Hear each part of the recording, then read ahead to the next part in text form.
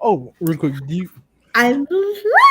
But go for it. What is up? What were you going to ask, I was Hero? gonna ask, is it okay is while we're doing this if I offer some tobacco as well as I throughout it? would actually love that because I did Awesome, say that we were going to do a tobacco blessing. So thank you, Hero, for awesome. asking. Woo! So thank you all for those that are in here. It is an honor. This is my first night on Things Network on Transcend with Debbie. I'm just going to make sure everything is flowing on all my other pages to make sure that those that are in here, that I don't miss them. And this is such a huge honor. Kaza's in here. Welcome, Kaza. I'm so grateful that you made it. Thank you all for being here. So honored to have my friend David, as I call Hero. But please tell us how you say your full name because I want to make sure it's said correctly here. Definitely. So my name is David Hero Aberle. Most people just call me Hero. That's kind of what we use when we do our productions or we go ghost hunting, interacting with spirits on that nature. But David Hero Aberle. Right on. And he's such a young, kind soul. Isn't look at him. Thank you to your wife for sharing you with us this evening and just giving us time to be here in honor of spirit and you and your journey. So with that being said, Hero, would you mind just letting us know just a little bit about you and what you like the world to know about who you are? Definitely. So, Yate, She, David Joseph Aberle, Yinishe, Ashihin Ishle, no Bilagana Bashichin, Class A Deshiche do Bilagana Deshanele. In my tribe, it's always important to introduce yourself, your clans, establishes kinship with your relatives that may be out there, and it also lets the spirits know who you are, kind of what you're about, where your family bloodline kind of comes from. Very important to our tribe. But Right. I'm a medicinal person from the Navajo tribe. I'm classified as in English terms, a guardian. And that particular role, I was gifted throughout my whole life, but I really started noticing my gift when I was 8 years old. And that started kind of coming more and more. I was asking more and more questions, and I was blessed to have been a part of a lot of old ceremonies, the kind of done by people who are no longer around. Very, very prominent medicine people from not just the Navajo tribe, but from all kinds of different tribes. Right. And that kind of helped in my development of my spiritual gift. And at the age of 13, I was kind of taken from my home, but with a spiritual purpose. I was taking on, I ended up being going to Montana, is where we first went. But the journey I went on there was to become what's known as a guardian. And the West Mountain, the Goosli up near Flagstaff, the San Francisco Peaks up there, the mountain that I'm in charge of. And that one also represents kind of the West thought process. So in indigenous culture, the full circle, Mhm. all the directions they represent thought process and Right. kind of the coming of age, the life process. So obviously, East is basically newborns, the ones who barely come into this world. And as you grow, you go to the South. And in the South, it represents young adults, kind of teenagers in that aspect, coming of age. And the West represents adulthood, what you experience in adulthood. You start having family. You also have a lot more responsibilities dealing with diplomacy, dealing with kind of the big stuff in your tribe. Sometimes war, dealing with kind of the hashketh, the warrior side of things. And Right. then to the north, it represents old age. And when you get into the old age, you have wisdom. You have a lot to teach. You have a lot to give. And what's interesting is once you get from the north, you go back to the east. You complete the circle there. And like when the elders go to a point to where they need to be taken care of like babies, they become like babies again, going back to the east. So, but in that process, I represent the West, and in the particular group that I learned with the High Council, the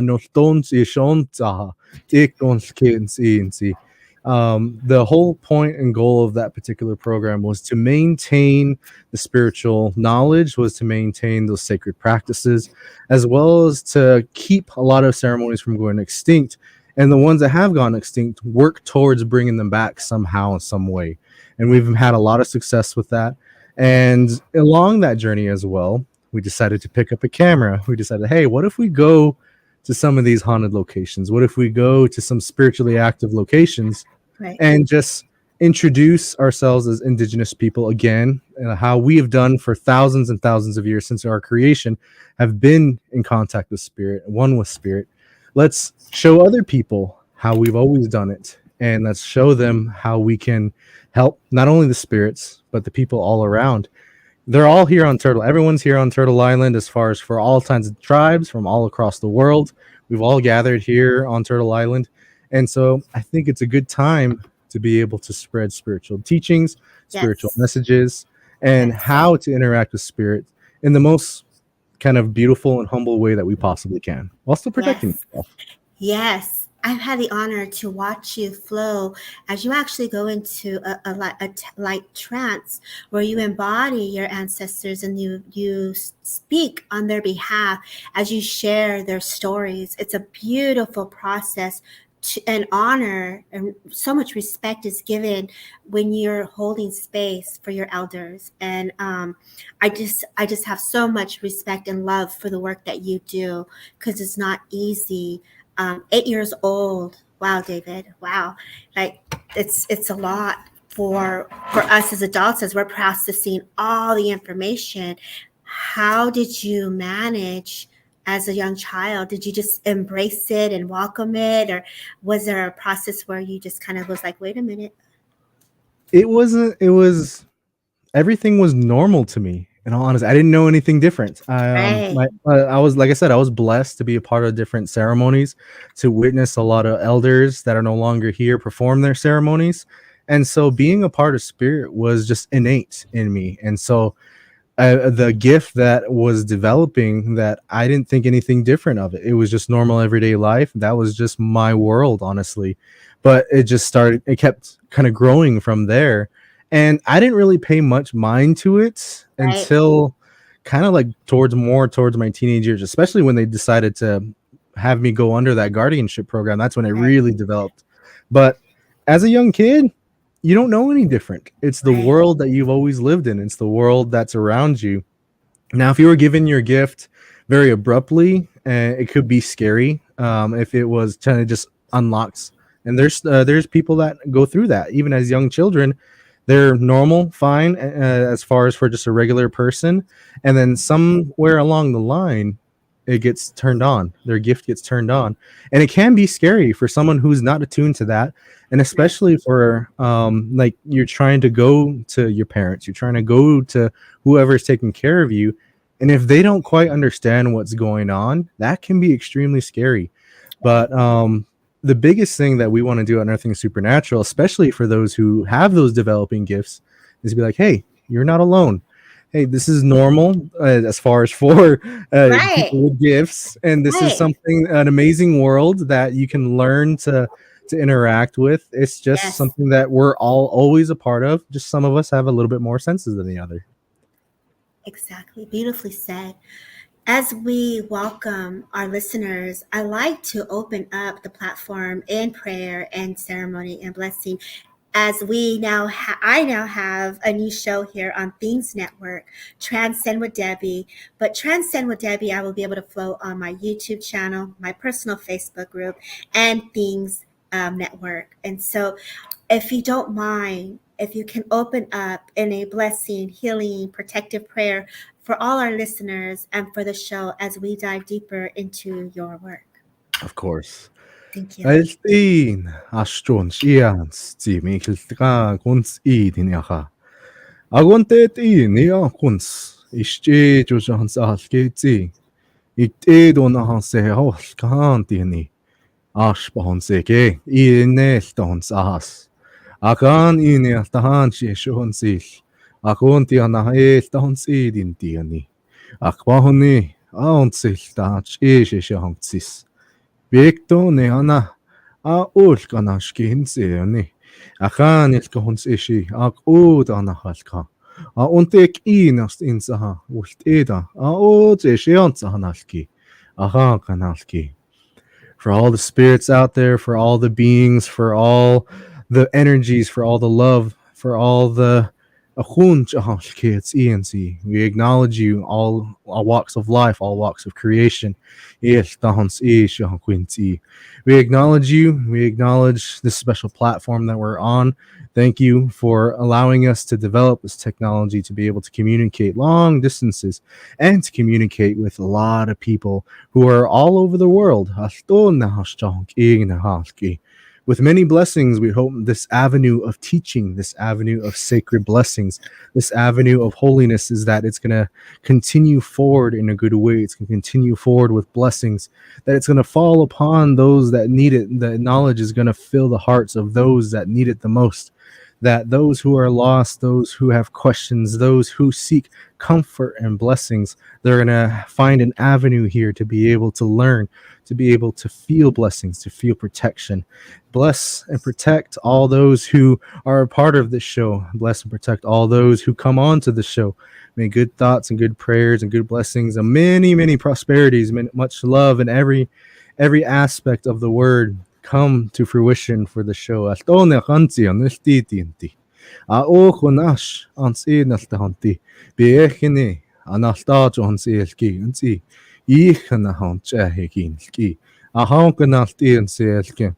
with all love and light, oh, that's good. Oh, thank you.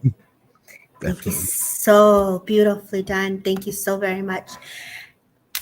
I can feel the presence, and so I hope those that are in here also can feel the presence as you held space in such a beautiful way. Thank you, Hero. Thank you.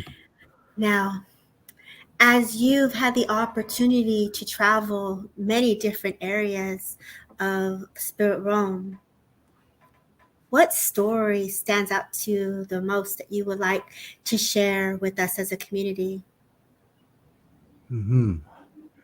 So that's a good question. A lot of stories to go through in my mind. I Like you said, a lot of journeys, but I would have to say there's this one particular story long time ago.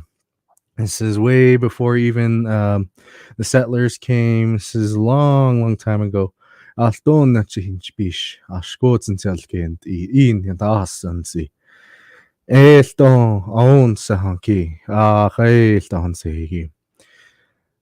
to talk about the story that was told by a traveler. So set the scene. A while ago, there were some warriors that were sitting. They were on a hunting party, and they were out away from their people, away from their tribe, and they are having a hard time finding food. They were having a hard time finding where the animals went to be able to feed their families, to be able to take home and nourish themselves. So they had a hard time. Night came, and they decided to light a fire. And the night went by. They were just kind of struggling. They were just nibbling on what little they had. And there's this man. They say he was wearing all white. He came walking from the trees. And so they got ready. They weren't sure who or what this being was. And they got ready for a battle, ready for anything, really. And then the lead warrior of the group, went up forward and say, who walks towards us? And the figure was dressed all white, is how they said. And he had a hood. And he lifted his hood. He was pale as well. He responded. He said, I come with love. I come with kindness. And he responded in their language, which is strange to them because they were kind of far away and they didn't think anyone from their tribe was out that way. And so, okay. So they lowered their weapons and they invited him down and they gave him what little bit of food they had because they said he looked kind of skinny. He looked kind of a little bit malnourished. Something was going on with him. So, but they decided to feed him. They always treated their guests well. They always treated those who came with love and light. They treated them well. And so they fed him, and he looked around. He saw that no one else was eating. And he said, why isn't everyone else eating? And they said, well, we always treat our guests higher than us. If you come with love and light, we want to show you love. And we don't have much, but we gave you what we had. And he nodded and he realized he ate the last of their rations. And he says, okay, so well, I have nothing much to give other than knowledge from where I come from. I said, oh, okay. And he sat there and he spoke. He says, maybe this might help you out a little bit. Maybe it might help your future lineage down the line. It's tonto, like I said, he's speaking in their language to where they understand. He starts.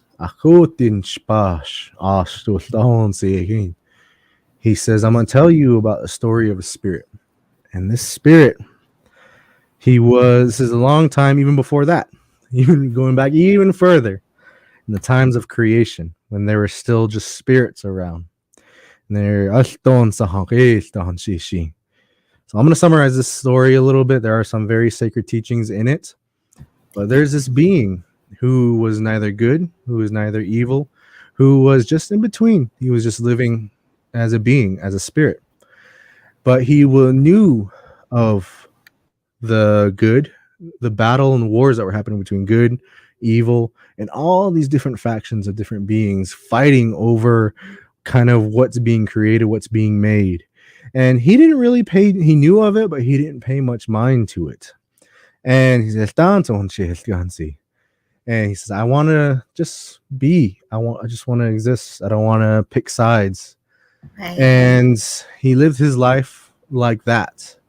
Eventually, though, there was this one female being that came to him. And he started getting infatuated with her. He starting to like her. And she reciprocated that. She started to show that some love. She started to show happiness. She started to show, oh, yeah, sure.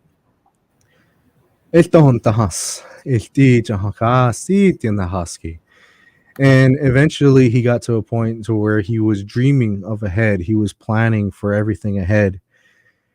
And he went to her and he gave her a gift. And she turned around and put the gift down onto some water. When she turned around, she was someone else. She was something else. And he says, huh? What's going on? And she says, I know who you are, she told him. I know what you can do. And so I've been told to come here, and I've been told to take it from you. So she reached inside him and took his heart. And she says, now I have the ultimate weapon, she said. And she goes off. And he's left there to die. A lot of things going through his mind. He's like, I literally gave my heart to this person, and she literally ripped it out from me. And so he says, well, if I could, I would live differently. And there was a spirit that came, another spirit that came. And that spirit said, if you could, would you? And he says, yes. And then it's a she, another female came up and said, I can give you another chance. He says, okay. And she says, you have to listen to everything I say, though. And he says, I promise. And she lifted him up and healed him. Turns out she was one of the higher level of evil. And he decided not to pick sides, but he was forced to at that point. And eventually they go through life, and I'm jumping over a bunch of stories that are tied with that. But he eventually learns to become an evil being. He learns to become darkness. He learns to embrace it, and he learns to just utilize it. And what's interesting, though, is he develops a bond with each of his friends, his new companions. He starts getting more companions that are with evil, and he starts getting really connected with them. It's like, oh, a lot of people question, even the warriors, they question, they're like, but they're evil. How can they have bonds? How they can feel that connection with others? And he says there's moments and stories of that. So the night went on, and he told all those stories of each of his companions.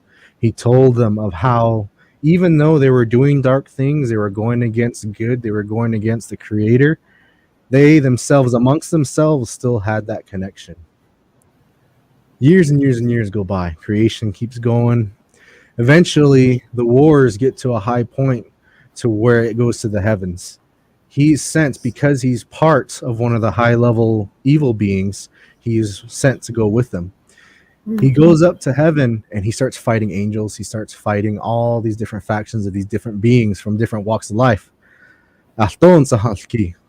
Eventually, one by one, he sees his comrades fall. He sees those he connected with, those he loved, those he cherished, those that he held close to him, fall in battle. Each one, it hurt him. It hurt him more. Just like that first time when his heart was taken. Every time it's like his heart was taken. Eventually got to the point where the main one was dying, the one that revived him and gave him life again. She was killed. And that was the final straw for him.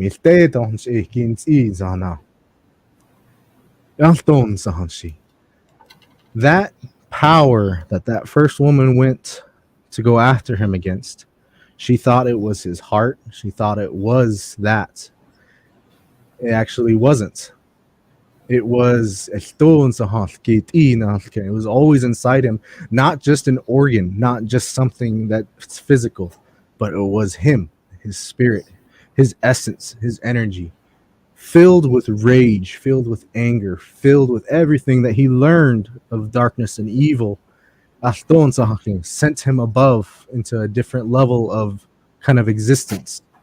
He shot through all the entire army. He shot through all the warriors.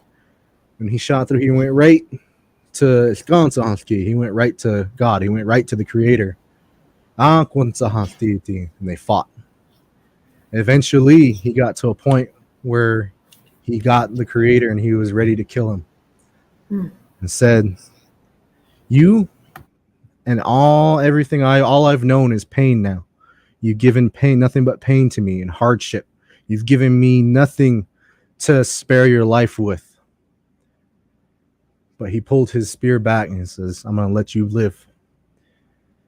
And he walked back. The Creator got up and looked at him, looked at the being that beat him, and looked at the being that wanted that could have killed him and ended him. And he saw nothing but pain in him. He went to his friends and he kind of gathered them up. And his tears were just running down the whole time. And the Creator is watching him do this, kind of standing by him the whole time, watching him. And all the other beings were pushed aside, and it was just him and the Creator watching him clean up the battlefield. So, "What are you doing?" And he says, "I loved them. I loved all of them." And it kind of got the Creator thinking, well, I made these beings to be evil. I made these beings to be dark and to lose these feelings, but they still have it. They still have this love. And so he says, "Come here." And he looked at that being and he looked at him and he took some of those tears and he took some of the blood that was shed in battle and he put them together. He said, and he kind of put it in a container. He put it in it's like a crystal. He put it in. That tears and the blood, he put it together. And he went to his fallen ones and he brought them back. He says, "I'm going to give them back to you because you showed me something that is necessary. You showed me something that can beat me. Something of you can beat a Creator, can beat a God. And for that, I'm going to give that feeling to my next creation." So those tears and that blood, he gave it to each of his, all the Creator beings, the beings that are used to make the different races of people, the creation stories from all walks of life. He gave it to those beings and said, "Use this. This is what can not only beat me, but what can beat anything that we've created." And they asked him, "What do we call it?"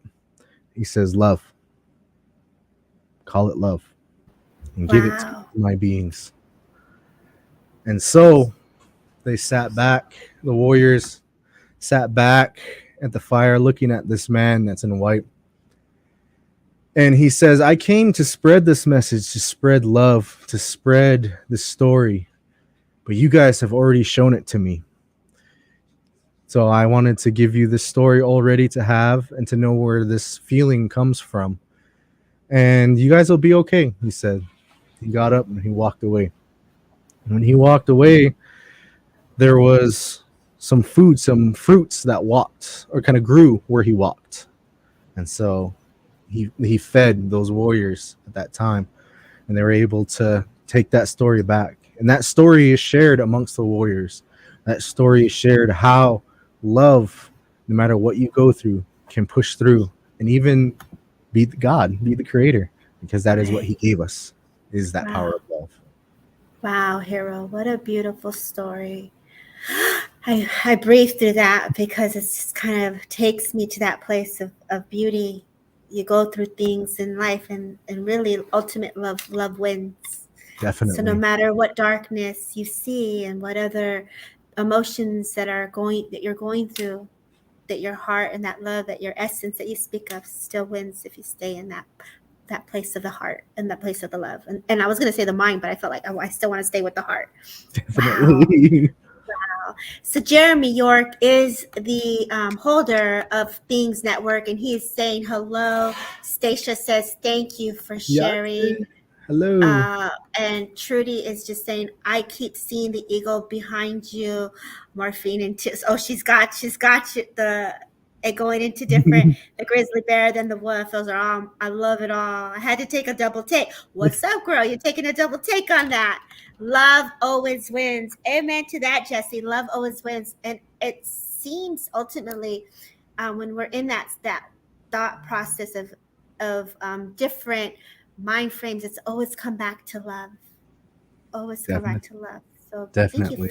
for sharing such a sacred story with us and causes like I love that. So and 100%. And then that's for him to experience all the battles and all the wounds, he still carried that love from within. And that is a beautiful strength to carry. Shannon Ritte, thank you for being here after your beautiful angelic readings.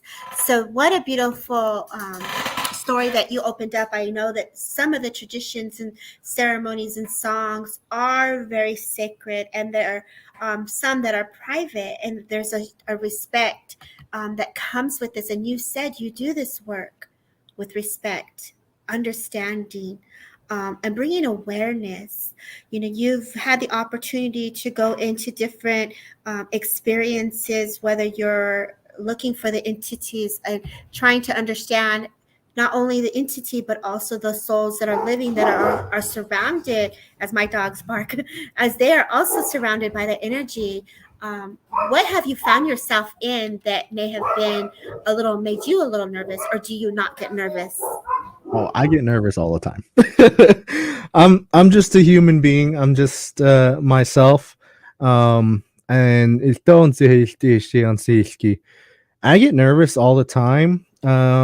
I guess it's just like going into a big interview, knowing that out there are beings that are extremely powerful, that are extremely and deserve a lot of respect. And when you go to locations where you don't know exactly what's going on there, you don't know what type of beings are in there, you're a little nervous because you're going to someone's home who could be an extremely high level being that not only can bring you to your knees, but can also make you not necessarily question things, but make you think in a beyond deep way.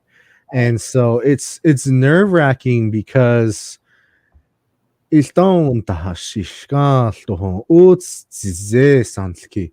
what that means, I guess in English, the best way to translate that is you don't know what's in front of you when you walk in the dark. Okay. And that courage that you take, you can be scared, you can be fearful, you can even step back. But it's those moments when you take one step at a time forward, those moments of, okay, why are you doing this? You kind of look forward to, like, okay, maybe there's a being that needs help. Maybe there's someone that's going to see this and gets help from it. Maybe this is going to provide something for my future generations to fall back on, to be able to be like, that's grandfather, that's great great grandfather. So this is his teachings about this, and this is the situation that he went in. But one situation that was really hard for me and made me nervous, I Mhm. would have to say, is when we were investigating up northern Nevada up there, and my best friend, who's no longer with us because of sickness, but God bless. when he was still around, he got affected by something really dark, really powerful. And prior to that investigation, I was told by my spirits, you, the ones who are following you, your pupils, the ones who are in your group, you have to let them go. You have to let them deal with it. They have to learn how to walk in this darkness without you holding their hand. Right. You've taught them enough. Now it's time for them to walk on their own. So that made me nervous, almost like a parent. I am a parent, but Yes. in this, it is a similar thing to where I know the dangers that are out Right. there. I Right. know how hard it can be. And I just hope and pray that I taught them enough to be able to stand on their own 2 feet, or at Right. least be able to get through the situation. So it was during that investigation that really tested me, because I wanted to step in so many times because I knew Right. what was there. I knew how Right. powerful it was and how badly it affected my best friend. And it got to a point where I said, okay, that's enough. I kind of broke that the teaching of, okay, let them go. I was like, okay, I got to step in right here, because he's not only is he sick as far as for health wise, but now he's dealing with this spiritual battle. And Right. so I stepped in, and we actually did do an exorcism on site right there. But he made a full recovery after that. He was tired. We had to make sure that he got enough sleep and he got enough food and drink and everything like that to recover him. We use salt a lot of times to help recover the energy. But it was that situation, watching him go through that, watching your pupils try to figure it out, because I couldn't even put my own input. Hey, step Right. over here. Hey, wear this. Hey, do this, sing this song, say this prayer. I couldn't even do that. I had to let all of them figure it out on their own. And I Right. was biting my nails the whole time. You know, you say what you say, Hero, is the truth. Though this journey, at times, it's a personal, sacred journey, and the experiences that you walk into can be misunderstood or heavy, and you do get the information where you you're the intelligence of the training, you know what you're walking into, how to maneuver, how to work with the energies, and how to give respect and back up and take care of your energy after. um, there are times I've experienced some energy that I didn't understand, and I remember someone saying, "Hey, let me step in, let me call." So I said, "No, if I'm going to step into this work, I need to understand how to walk and do the work by myself." And so there is going to be that inner strength within you that you will walk into to be able to say, "Okay, I understand this." But it's a matter of it clicking for thyself. And the lessons that we get, the understanding, it's when you're in it and you're doing the work and you're in that place. And I know, as a teacher, and you as the teacher, holding space and watching it and letting the babies do their thing, is not an easy place to be. No, that's Oh, not. it's not an easy place to be. So God bless you, Hero, for holding what we call holding space on our end for the energy to shift and to um, give the awareness. Because thank you, God, that you are trained in this type of work. And when you said you did an exorcist and you said you used a lot of salt, for those that do the paranormal work or go into the heavier energies, what would you suggest that one? I know you do the tobacco clearing and the tobacco blessing. I have my tobacco here, and what do you do? What would you suggest for those that are not at your level, that are experiencing something that is energetically needing just to be shaken off just a bit differently? Kind of the first thing is really acknowledgement, is really acknowledging in of yourself that something is going on, something is off, because your body is the most profound tool. Your DNA, your ancestors have lived that way of life many, many, many generations before you and have developed these instincts, has developed this intuition. And you, when you know something's wrong or you're witnessing things that's kind of like things are off, that acknowledgement right there, that clicking is the first step. That Yes. is acknowledging, okay, something's off. I got Right. to do something. Next is to do something. And Right. what we try to do is make sure the home or the place you rest your head is as protected as possible. And we always try to make sure, like my home or any new home we move into, we always give offering to it, because to us, Right. the home has a spirit. The home is a protector. You have these walls, this roof, and you have everything inside it, above it, around it, and underneath it. And it's in a place that you come and rest and reside. You have to make your fortress strong. You acknowledge it. They say you hear the cracks in the house in the middle of the night or throughout the day. They say your home is breathing. That's what it's doing. It's Right. breathing. So feed it. Give it some offering. When we move into a new home, we always give it the first meal that we make. We always give it, usually on the east side of the home, we'll give the food offering, as well as some water and some what we call tadadin, which is our corn pollen, our sacred corn pollen. Uh, we'll give that. And that's the first thing, is just to have a fortress. And wherever you lay your head, try to make it your fortress. Right. Next, if there is something in your head and you're in the process of trying to cleanse out your fortress, we utilize ash. That's one of the main things that we utilize. When we build a fire, we use certain types of wood. For us, we use like juniper, we'll use pinon, we'll use some of the sacred trees that are around. And we always make sure it's not struck by lightning, because that's claimed by another type of entity, another being.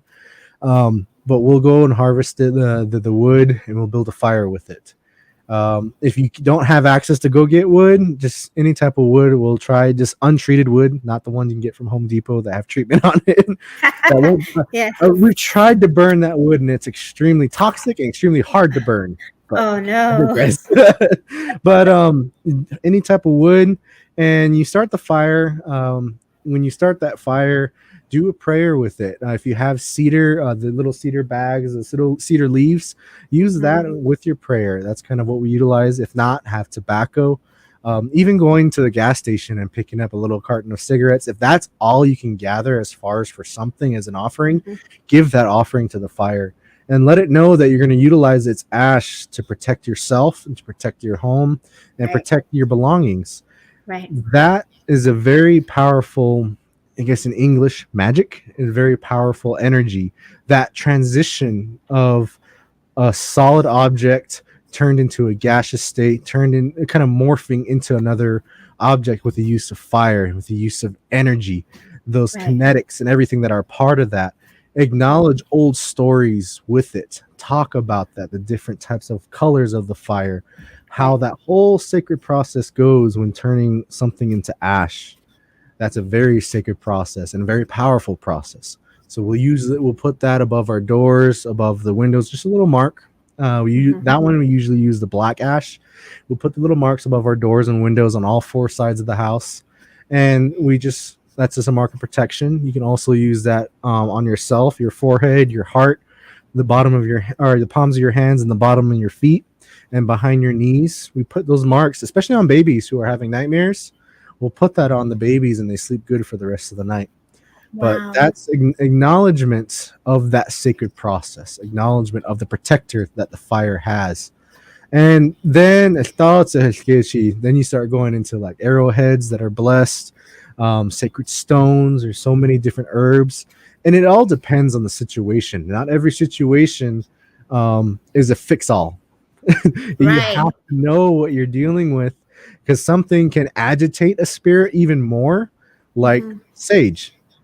there's a misconception that sage gets rid of darkness, but unfortunately, it's being harvested. The Southern California white sage is being over harvested and is now endangered. They actually have park rangers that go out there and prevent people from stealing and over harvesting this herb. Same thing with Palo Santo wood and the down in Central America. They're starting to crack down on all that because of the craze. And when you're gathering herbs, you have to know where it comes from, and you only take what you need, and you leave an offering to the younger plants. So if you have a bunch of sage bushes there, you'll leave an offering to the younger sage bush that's still growing, and say, "I'm going to utilize your medicine for such and such a purpose, or for a patient of some kind." And you only take what you need, and that's it. And you allow the rest of it to grow and prosper. The ones that are out there that are being sold in shops or online, unfortunately, are being over harvested. They're being just ripped out. And the thought process of it is, I'm going to make money off of this. Right. That the plant knows that, and he gets a darker energy. It makes people sick. And also, when utilizing sage, when you're burning the white sage, you're calming energies, you're relaxing the energies. That includes all energies around, almost like putting a spirit to sleep. And if it's a darker spirit and it's forced to go to sleep, it's going to be pretty grumpy when it wakes up. So that's definitely something I recommend. As an indigenous person who is kind of advocating for the plants and the herbs, it's know where you get your herbs, know where you get your medicines, and have the utmost respect for it. And don't give in to propaganda, I guess. Don't give in to what's popular now. Thank you. Know yourself. Know your connections to the world. Know your connections to spirit. Spirit will guide you where you need to go and give you the medicines that you need. They say for every medicine or for every poison that's out there, there is a medicine for it. So just listen and feel it. So no offense to anyone who's but you're going into an area that is bringing awareness. I have a girlfriend who actually goes into a fasting before she even goes into preparing her medicine, before she creates her sprays or her offerings and products. So there is a process that she goes into and only offers it every so often. So there is a respect with the work that you do and to the plants, into the medicine that's there. So thank you for bringing that awareness to us. I like to open up the platform for any questions for Hero while you have him here.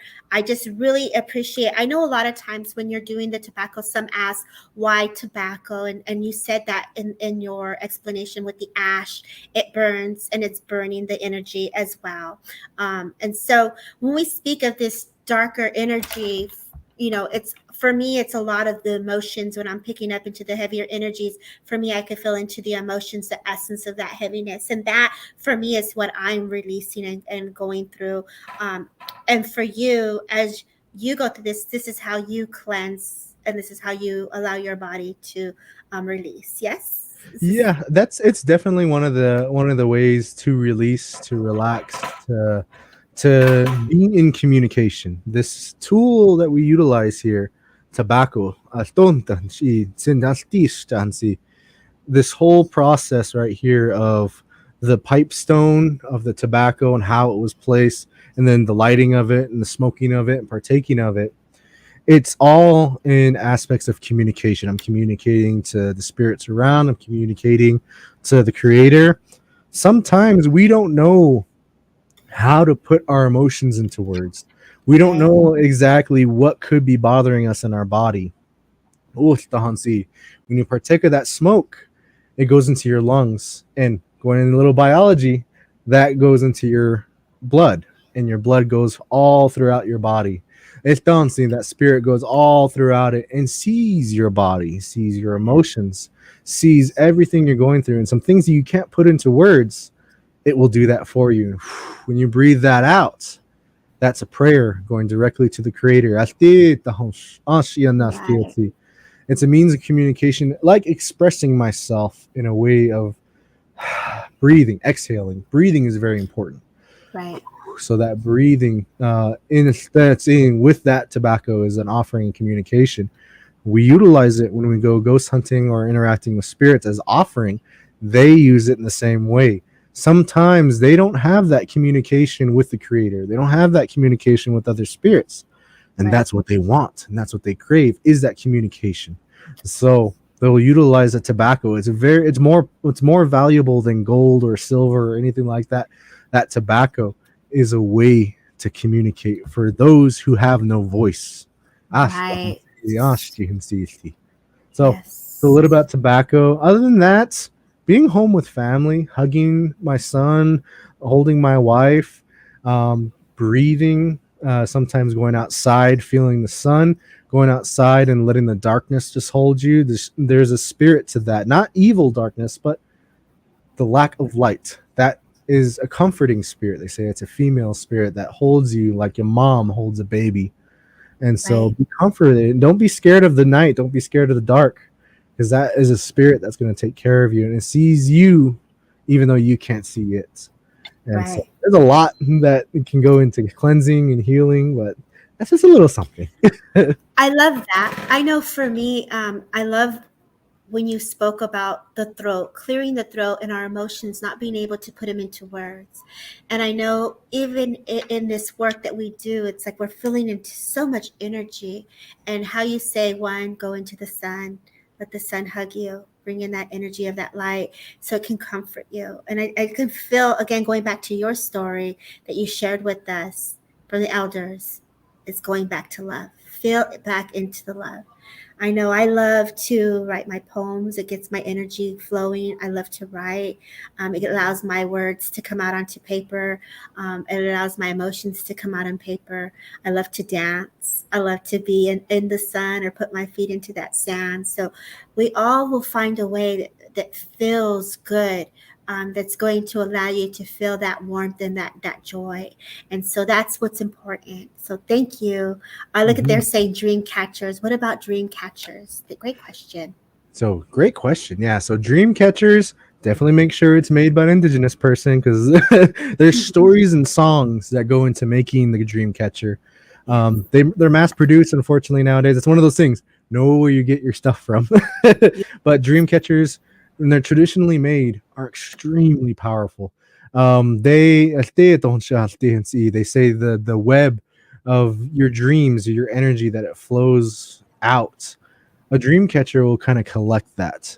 And if it's good energy, it flows well with the dream catcher and knows how to maneuver with it.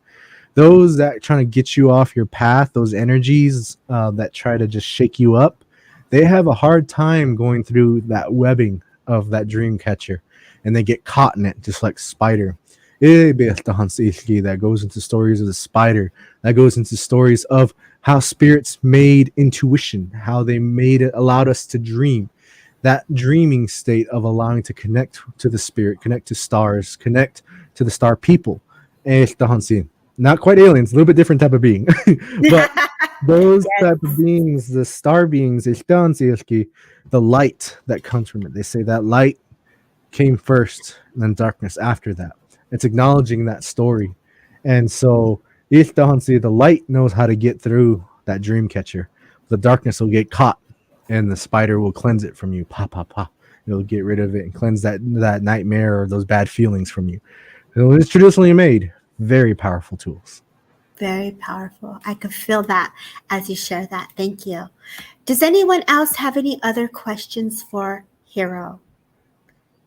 Now, Hero, when you got to do your filming, I saw you were on Debbie Lovato's show, and I know you were on Ghost Adventures, but how was the Debbie Lovato show? I felt that girl's got to be a firecracker. I love watching her. So definitely it was an experience for sure, because our first kind of major production that we were a part of was Ghost Adventures. Very tight knit team, not a whole lot of people, but they were able to be efficient with the amount of people that they had. When it came to Demi Lovato's production team, that was produced by NBC. ton of moving heads in that, ton of people. And it was interesting because when I went to talk with her about the ceremony, because I always want to make sure that I talk with my patients. Right. And they asked me to do protection ceremony for her because she is going into where the ghosts are. And they also Right. wanted a little bit of our stories about the Star People's actual aliens. So Right. that one that Right. we're talking about. Yeah. But when we interacted with her, you could tell she was still going through, it was when she was going through her hard time. Everything was coming about. Things were being revealed on a national scale. And so you Right. can kind of see that off of her. So she was still kind of dealing with that. And but throughout the ceremony, what you see on the episode is I never fake any of my ceremonies. I never fake any of Right. my prayers, but I No. do ask that they get chopped up a little bit to protect their sacredness. Right. So you don't get the full thing, but you get the bits and pieces of it. And Right. it really helped her out. She definitely was a firecracker. She definitely had a strong energy. Once she kind of got into what was going on, she really started to take it into it. And her sister was Dallas. She's an extremely wild firecracker. She had a lot of positive, bubbly energy. Her Love it. friend Matthew, he was awesome as well. And she Uh-huh. had her own little group there too. They took care of each other while everyone was doing their business, their purpose. They Yeah. were making sure that their energies was still good and they were taking care of her. So I Right. like that. I like that experience. It was a great experience. So That's so cool. It sounds like that, that it was a great experience. I feel that it's important to have a team, and you have your team. I've watched you work with your people. Um, and for Debbie, that's awesome that she had her team.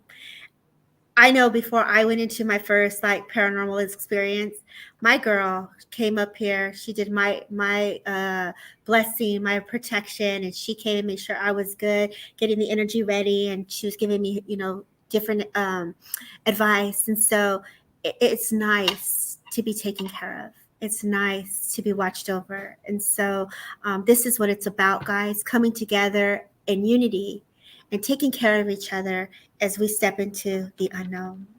So I love that. I love that you got that. There's a question here from Diane. She's asking, how about anointing with oil? How do you feel about the oils? oils are definitely in a same sense that we use ash as far as for protection and acknowledging that whole process of the creator, the creations.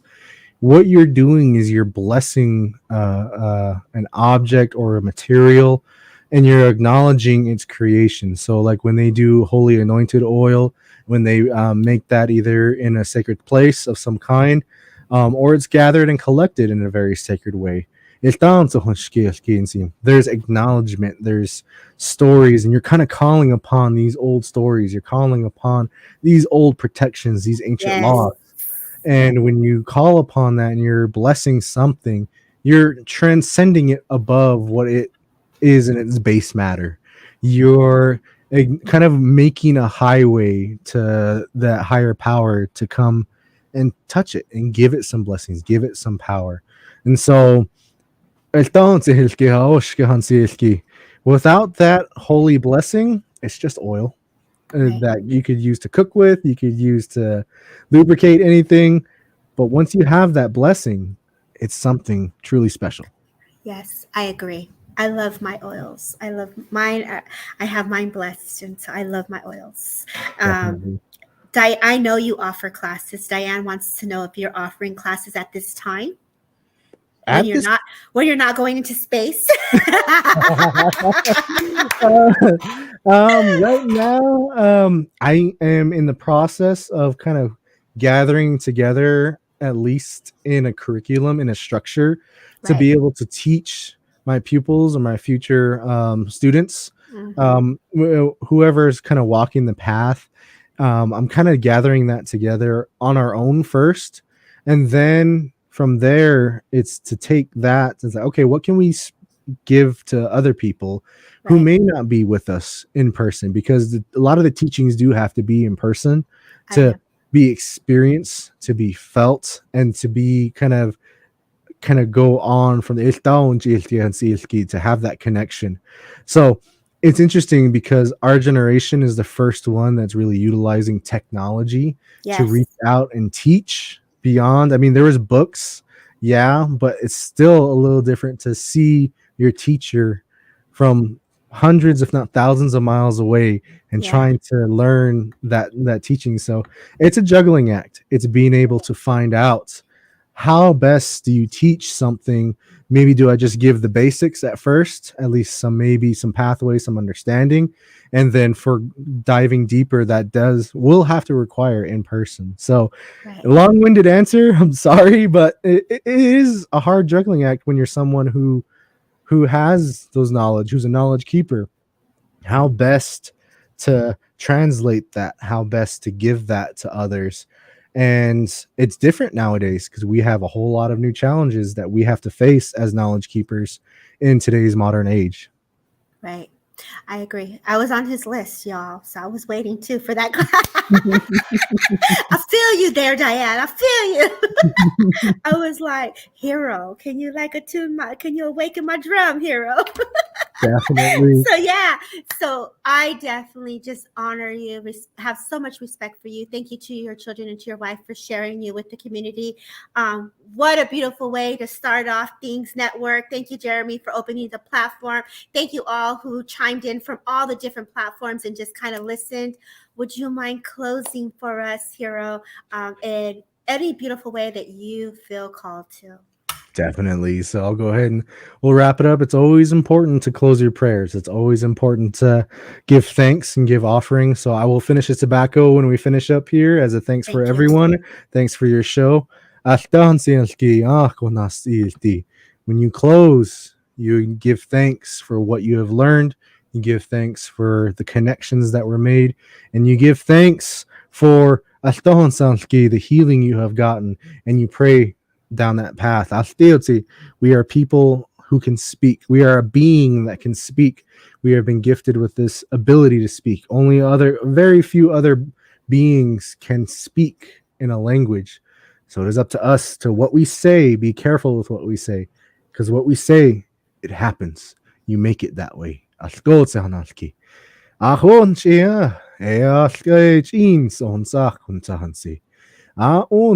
kan shishi donsil. Akani ni altiet itin shonsonna. Iltante consil.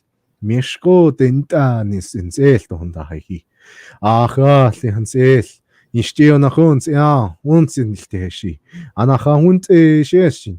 Ache na unsanal kahansa. Ik donna shanti. A onahach anta nosta. Iltehans danahi. Anahahunt eonalkis. Anahohuyahe. Aho. Oh, thank you.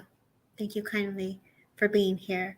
Do you have any final words that you would like to share before we end? I think some final words is to just know yourself. Know it's good to know where you come from. It's good to know where you are now and to plan for the future. Plan for many generations down the line. Whether you continue your lineage for yourself and your family continues, or if not, pray for others and the lineage to come. Make plans for the roads ahead because you're laying down the path for the future generations. Think about them and show them the love, light, and caring that we want to spread. Be safe out there and think beyond written history. Oh, thank Yes. you. Oh, thank you. Thank you, everyone, for listening and tuning in on Transcend with Debbie. It is a huge honor. Thank you. Take care, everybody. Have a good night. Much love.